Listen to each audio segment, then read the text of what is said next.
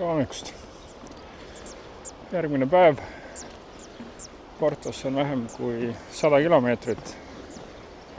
Ma arvan, siit on 4, maksimaalselt 5 päeva veel minna. Ja ma hakkan vaikselt aru saama nendest inimestest, kes sõidavad jalgrattaga kuskilt Hollandist Hiina või matkavad 4, 5, 6 kuulistel radadel.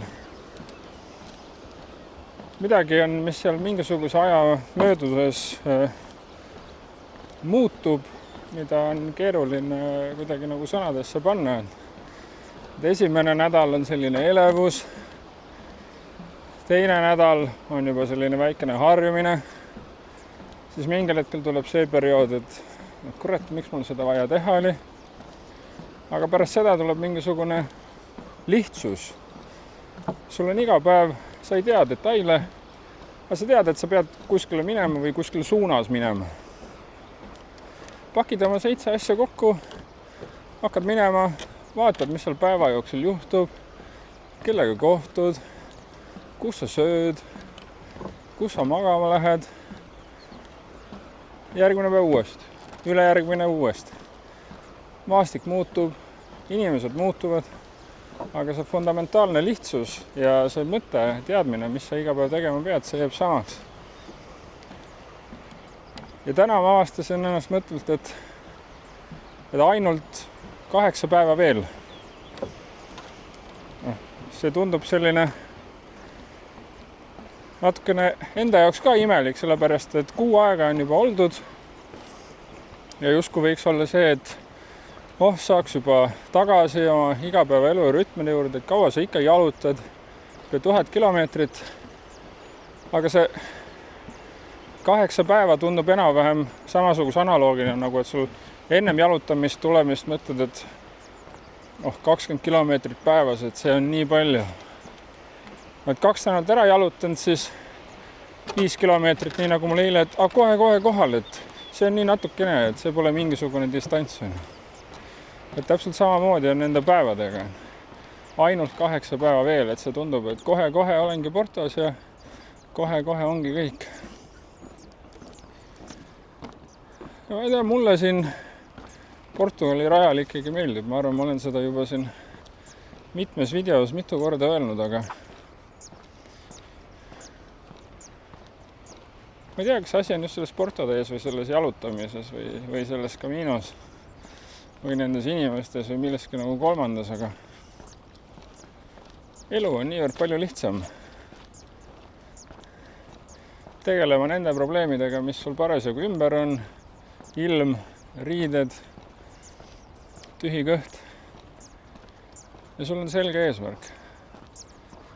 Ja sa tead, et sul tegelikult ei ole üldse palju asju vaja. Kogu kraam, mis mul kotis on, ma ei ole puudust tundnud praktiliselt mitte millestki rohkemast. Paari riideid, millega ennast pesta, mingisugune eesmärk ja mis sul rohkem vaja on.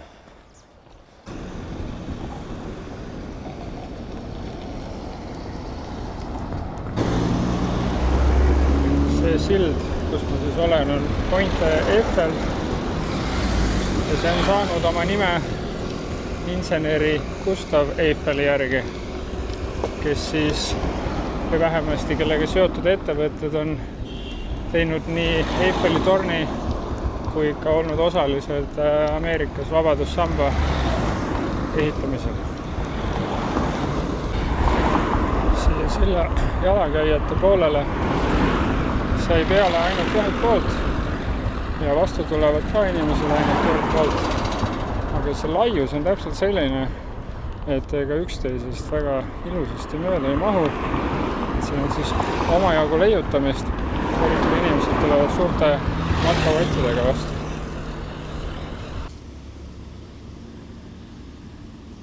Päris väljakutsuv on siin selle 30+ kraadise soojaga. Päike paistab lagi pähe. Oled siit ookeanis ka vähemasti praegusel hetkel natukene kaugemal. Majad ja muud objektid siin püüavad selle tuule ka kinni. Siin on sellised sooja õhukotid. et see on selline see aeg, kus ma vist arvan, et üks esimestest päevadest, kus ma iga niimoodi tunni aja tagant maha istun ja natukene puhkan. Ja see kott tundub ka täna palju raskem, kui ta varasematel päevadel on tundunud. Ma olen praeguseks, ma ei tea, kas 10-12 kilomeetrit kõndinud ja ikka vastuvoolu ujumise tunne on, päris keeruliselt läheb.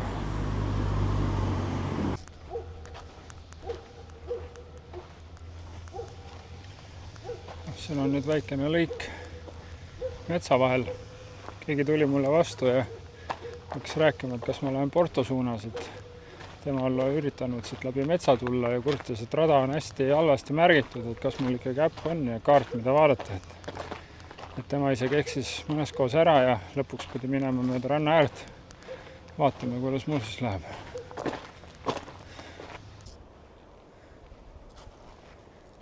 Küsisin ChatGPT käest, et mis tema arvab, mis taimega on tegu.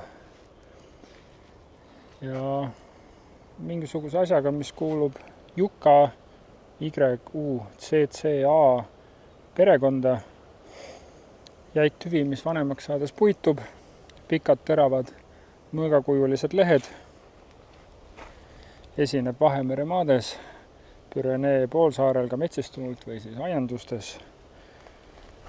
Aedades hinnatud kui kuivuskindel dekoratiivne taim ja Camino Portuguese ääres võib seda siis kohata päiksepaistelistel aladel, kuhu seda siis on istutatud või on ta ise sinna levinud. Selle ookeanile ja rannaalale vahelduseks on päris mõnus olla tagasi justkui nagu metsas, kuigi tegemist on tõenäoliselt lihtsalt sellise väikse padrikuga. Ma panen pildi kuskile siia kõrvale. Aga ei tea küll, mis kurdeti sel teemal, et okei, jah, rada ei ole märgistatud, aga see selleks. Äpi vahendusel on siin kõik teed peal ja null probleemi on siit leida üles õige tee ja siit läbi minna. Ühtegi märke tõesti ei ole, aga ma ei leia, et see oleks mingisugune probleem.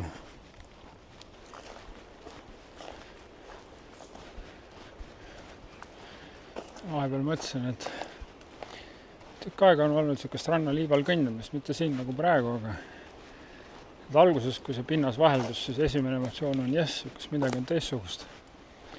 Aga pärast seda, kui sa oled seal 20 mintsi kõndinud, põhimõtteliselt tossudega liiva sees ja kogu aeg võitlema selle eest, et sul see liiv tossu sisse läheks, siis see enam nii mõnus ei ole. Aga praegu on viimane lõpp seda metsatukka ja siis peaks kohe jõudma välja ookeani äärde ja mingisugune asustus tulema. Plaan on siis lihtne. Teeb väikse joogipausi ja kell on 2:46. Et peab hakkama mõtlema vaikselt majutuskohtade peale. Ja seekord siis proovin näidata ka, mismoodi see ette broneerimine ja välja valimine see minu puhul käib.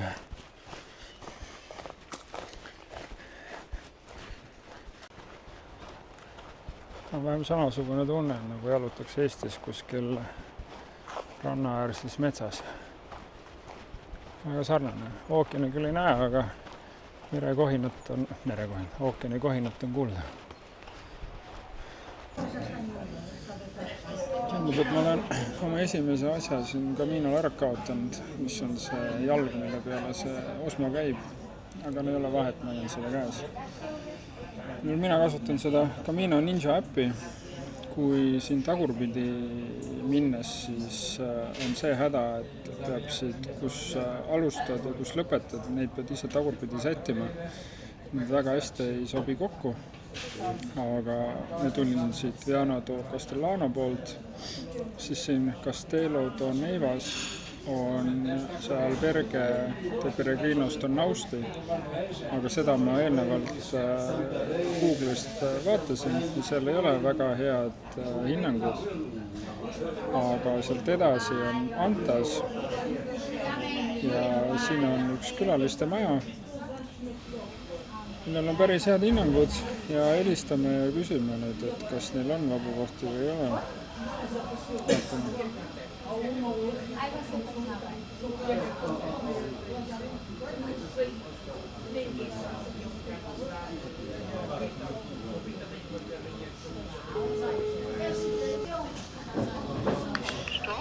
Hello. Do you have a bed available for today? For one or two? For one bunk bed. Yes, I have.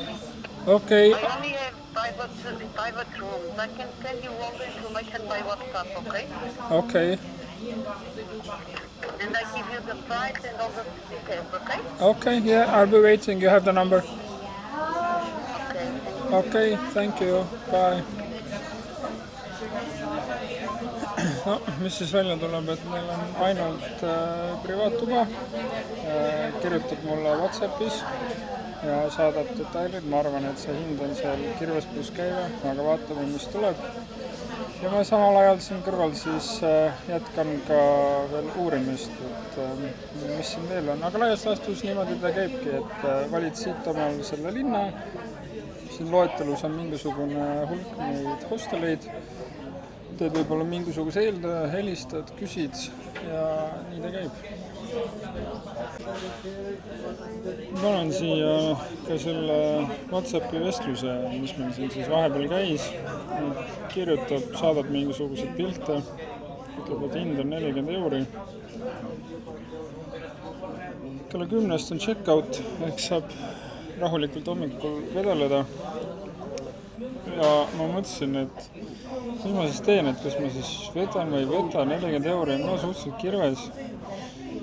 Aga need review'd, mis olid siin selles Castello de Nevas olevas alberges, olid sellised küsitavad, see oli seal 17 euri.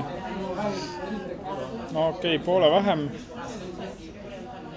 Aga ma ei tea, täna on kuidagi niisugune koll ees ka. Kõik tuleb kuidagi väga raskelt ja need videod on ka tegemata ja nendega ka veel siin võlgu, et sinna on ka vähemasti 2 tundi jalutada, siis ma jõuan sinna mingi 7-8 aeg. No pausid kaasa arvatud, kell on 3:30 on. Võib-olla natuke varem, et siis kaugemale ei jaksa jalutada, varem väga ei ole või viitsi pusida, et eks ma siis lähen sinna ja naudin seda privaattuba. Pole täna tuju ja energiat tahtmist sebida seal nende majutusasjade leidmisega rohkem. Vahest on ka selliseid päevi ja sellepärast ma ütlesin, et ka see hind 50 eurot päev on selline arvestuse järgi, kus ei pea väga mõtlema. Mõnikord magad seal 15 euri, mõnikord magad 40 euri, mõnikord sööd seal omal 15 eurost päevas mingisuguse praev, mõni teine päev oled seal banaani ja apelsini peal ja kulutad võib-olla ainult 10 euri. See hajub ära nende päevade peale, täna on siis üks selline päev. Aga igal juhul ma siin kohvikus lõpetan, kokka on joodud, majutus on sevitud, jäätis söödud. Nüüd on veel 2 tundi matkata. Huvitav, palju ma siis juba praeguseks kokku olen ära teinud. Tulen kohe tagasi ja ma vahepeal vaatan. No, panen selle pildi ka siia kõrvale, et siin on nagu näha, et see tee ei lähe siit kaardi järgi päris nii ranniku äärt, nagu ma olen läinud. Ehk siis see tee on pikem. Kus ta nüüd kadus? 22 kilomeetrit, 5 tundi ja 2 minutit, kui ma sinna kohale jõuan. No ma arvan, siit tuleb mõni kilomeeter juurde. 25 kilti, 30 kraadi, päike paistab, tuju on siuke. Ma arvan, päeva lõpuks võib selle võiduks lugeda ja lähme vedeleme siis. Mind ikka häirib kuradi kohta, ma kaotasin omal selle Osmo aluse, selle väikse jala. Aga kui ma juba räägin, siis ma räägin edasi, vahet ei ole. Eile kohtusin ühte tüüpi alberges Hollandist ja tema ütles, et tema kaotas eile ära omal päikseprillid. Ehk siis sarnased nagu mul on tehtud, sellised fotokroomsed ja optilised. Ja teed ei leidnudki neid ülesse ja lõpuks siis mõtles, et kas ta laseb ennast sellest nagu heidutada ja tuju nulli viia. või siis üritab selle kuidagi teistmoodi mõelda ja siis tema leidis omale positiivse joone selle, et ta viskas siis ära ka oma selle prillide karbi ehk hoidis siis seal 100-150 grammi veel kokku oma koti raskuse pealt. Eks sellega siin ole samasugune lugu. Ma arvan, ma saan selle pärast alati tagasi osta, maksab seal võib-olla 15 eurot, 10 eurot. No võib-olla ma ostan hoopis midagi paremat, nagu ma rääkisin, Gorilla poodid. No ju ta siis pidigi kaduma. Vähemalt ei ole kadunud ära midagi olulist. Dokumendid on alles, raha, telefon, kaamera, kõik on alles. Üks plastikünn, jumal temaga. Selliseid asju ikka tuleb ette. Tuleb neist üle saada ja mitte liiga mossi langeda selle pärast. No see on nüüd Portugali raja eripära ilmselt. Ma panen ka siia kaardi kõrvale, et siin on näha, et Antas on justkui küla, mis jääb tee peale. Kui ma see vajutan, siis ta näitab, et on Antas Guesthouse. Ja ma ei mõelnud üldse ka rohkem. Ma olen harjunud selle Prantsuse teega, et kõik asjad on seal tee peal. Ja siis ma hakkasin vaatama, et palju sinna kilomeetrid on ja mismoodi ma sinna jalutan. Ja siis vaatasin, et see on jumalast kaardi pealt eemal. Või kaardi pealt ei ole eemal, ta on kaardi peal. Ta on raja pealt eemal. Ehk et no ma ei tea, juba on öeldud, et ma tulen, see otsus sai tehtud, et jällegi, las ta siis olla. Jalutan siia Guelhatas selle kaardi järgi ära ja sealt edasi panen siis Mapsi järgi sinna külaliste majja ja siis homme vaatab sinna ranniku tagasi.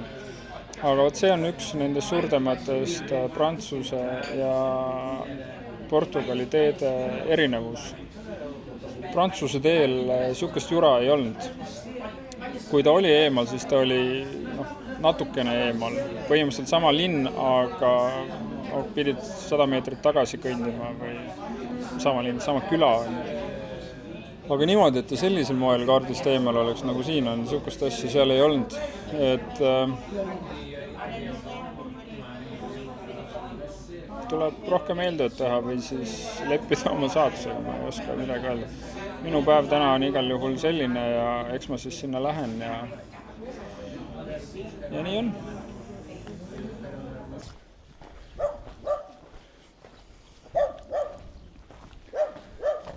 Praeguses hetkes ma orienteerun ainult selle Camino Ninja kaardirakenduse järgi, sest ega siin tegelikult ühtegi märk enam ei ole nii, nagu Hispaania pool oli.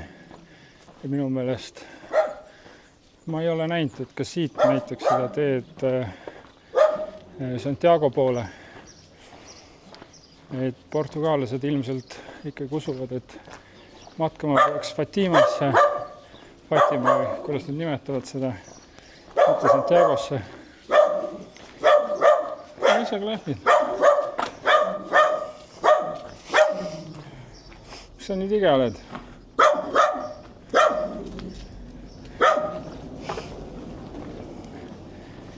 Ja sinna Fatimasse peaksid minema küll sinised nooled, aga ju see rada siis läheb kuskilt mujalt, kui siit see Camino Portugali rada siit ranniku äärest, et pole ka neid. Seal ees paistabki siis minu tänane ilma ja omajagu kilomeetrid on tehtud. Ma arvan, et siit on jäänud kuskil 75. Aga nüüd ongi aeg otsad kokku tõmmata ja näeme juba järgmises videos. Tšau!